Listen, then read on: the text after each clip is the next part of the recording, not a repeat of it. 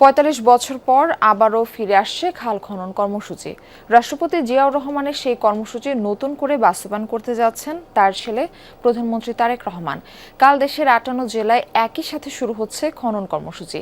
দিনাজপুরের কাহারোলে এর উদ্বোধন করছেন প্রধানমন্ত্রী। প্রথম দফায় ৬ মাসে ১২০০ কিলোমিটার ও পর্যায়ক্রমে ৫ বছরে ২০,০০০ কিলোমিটার নদী, নালা ও খাল-বিল খনন করা হবে। পানি সম্পদ মন্ত্রী বলছেন, এর মাধ্যমে বাড়বে সেচ ও কৃষি সুবিধা, কমবে জলাবদ্ধতা, ভূগর্ভস্থ পানির উপর নির্ভরতা। এক্ষেত্রে কোনো ধরনের দুর্নীতি সহ্য করা হবে না বলে সতর্ক করেছেন মন্ত্রী। সাধারণ মানুষও চায় স্বচ্ছতা। আলমগীর স্বপনের রিপোর্ট।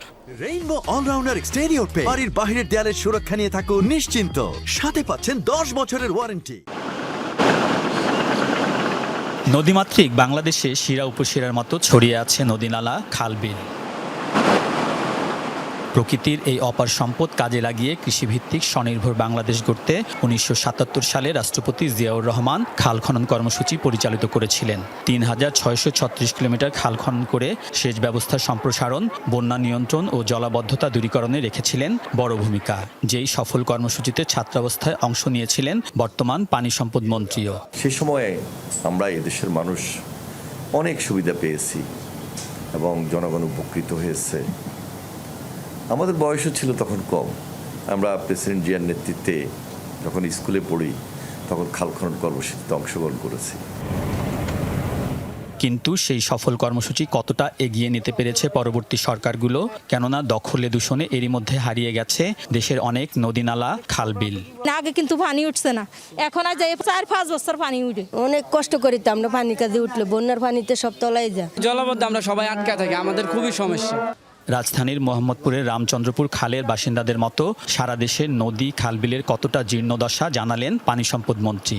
খালের মধ্যে পলি জমে আছে, বর্জ্য জমে আছে, খাল ভরাট হয়ে গেছে, খালের মধ্যে দোকানপাট গড়ে উঠেছে, বাড়িঘর গড়ে উঠেছে এবং অনেক জায়গায় শিল্প কলকারখানার পাশে সেখানে বর্জ্য আসছে। সবকিছু মিলে খালের সুবিধা যেটা পাওয়ার দেশবাসী আমরা ওটা পাচ্ছি না।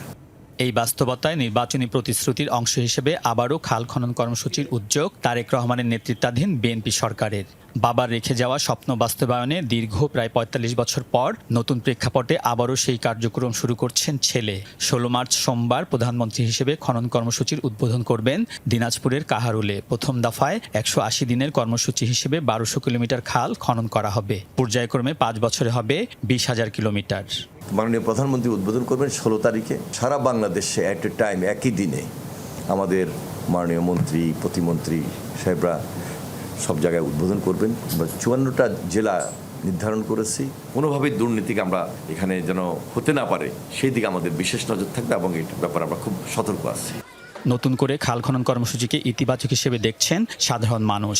যদি খনন করে ঠিক মতন, তা পানিটা ঠিক মতন যাইতে হবে, আমাদের চলাফেরার জন্য ভালো হবে। এখন এখানে মনে করেন যে নিচে একটু খনন করলে পারে, তাহলে পারে মনে করেন যে আরো একটু সুবিধা, পানিটা উপরে উঠবে না, এটা করলেই ভালো হয়। সাধারণ মানুষের দাবি, খনন কার্যক্রমের প্রকৃত সুফল পেতে চান তারা, এর জন্য চান নিয়মিত তদারকি। আলমগীর স্বপন, যমুনা নিউজ, ঢাকা।